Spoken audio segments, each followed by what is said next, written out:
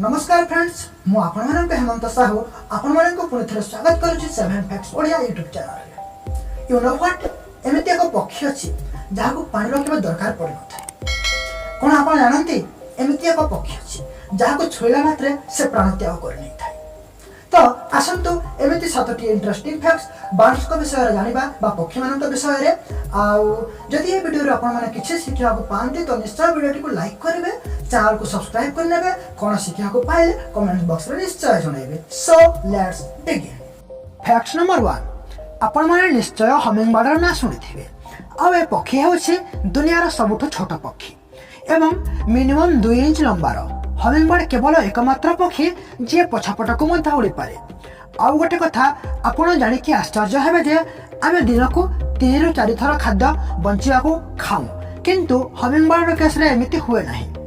Humming bird को बंचिया पाई 77 थर खाद्य सबुदिन दरकार पड़े। आउ जदि ए पक्षी फूल रस पी थाए तेबे ताकू 1000टी फूल रस पान करबा को पड़े।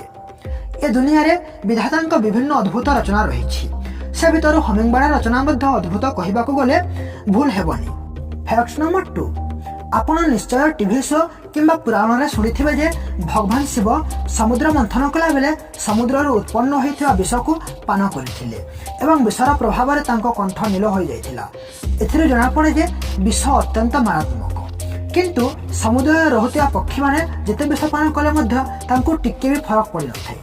यदि मनुष्यर शरीर रे विष पसि जाए तेबे मनुष्यर मृत्यु मध्य होई थाए, किंतु सामुद्रिक पक्षी माने समुद्र रे थिबा लुणी पानी को पी पी तांको तंत्र को एमिति करि नै थांती जे जहर मध्य तांको शरीर को गला परे शुद्ध होई जाए। आ यह ही कारण जे सामुद्रिक पक्षी माने विषपान कला परे मध्य मृत्युमुख होंती नाही।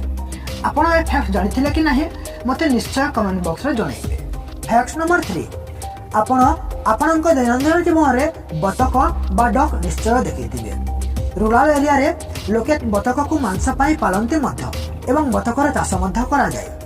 साधारणतः बतक पानी रे पहरुथिबार आपण माने देखिथिबे, किंतु आपण जानନ୍ତି कि बतक साधारणतः 40 प्रजातिर एवं सेथिरो किछि बतक 200 ରୁ 4000 फुट पर्यंत उड़ी पारନ୍ତି।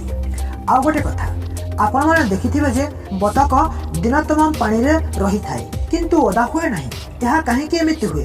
कारण बतकर डेणार सृष्टि एमिति जे बतक पानी रे रहिले मध्य ता शरीर ओदा हुए नाही। बतक को पहरिला बेले ठंडा किंबा गरमर मध्य अनुभव हुए नाही। बतक विषय रे मो देइतिबा तथ्य केमिति लागिला निश्चय कमेंट्स रे कहिबे।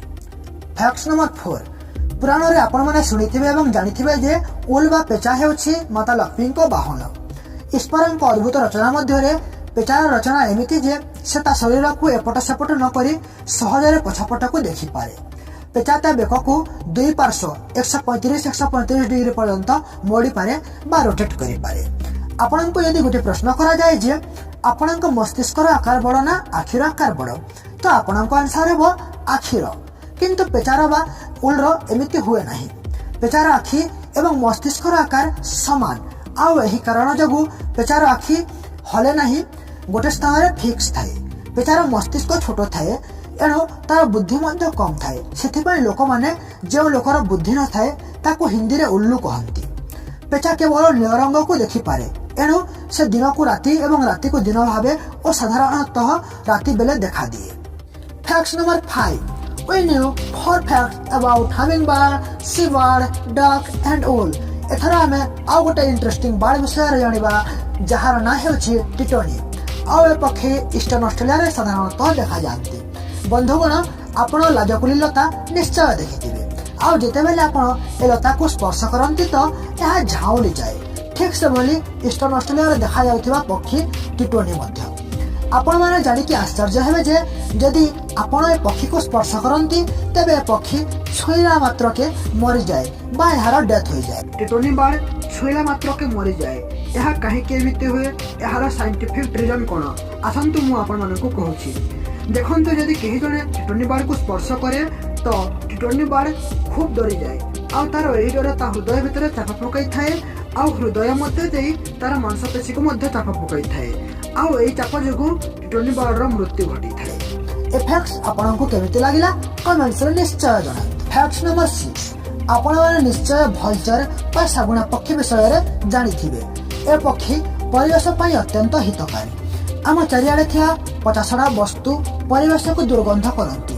आउ कौन जीवर मृत शरीर बेसी दिन जाए रहिले दुर्गंध सृष्टि हुए, किंतु भलचर पक्षी एसब को खाई दिए, फल पचासड़ा वस्तु को डिकम्पोज करिबारे परिवेश सहायता हुए।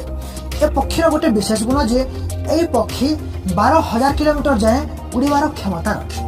फैक्ट नंबर 7, एथर आमे ऑस्ट्रिच बर्ड बा ओट पक्षी विषय जानिबा। एज यू नो ऑल, ओट पक्षी दुनिया सबुठु डेंगा पक्षी एवं ए पक्षीर आकार 320 पाउंड ओजन एवं 9 फुट लंबा। आउ ए पक्षीर अंडा विश्वर सबुठु बड़ अंडा। ओट पक्षी विषय आउ एक इंटरेस्टिंग कथा जे ओट पक्षी को पानीर दरकार पड़े नहीं, कहीं ए पक्षी शाकाहारी एवं से खाउथिबा शाखा प्रशाखा तथा तृणरू पानी ग्रहण करिथाय।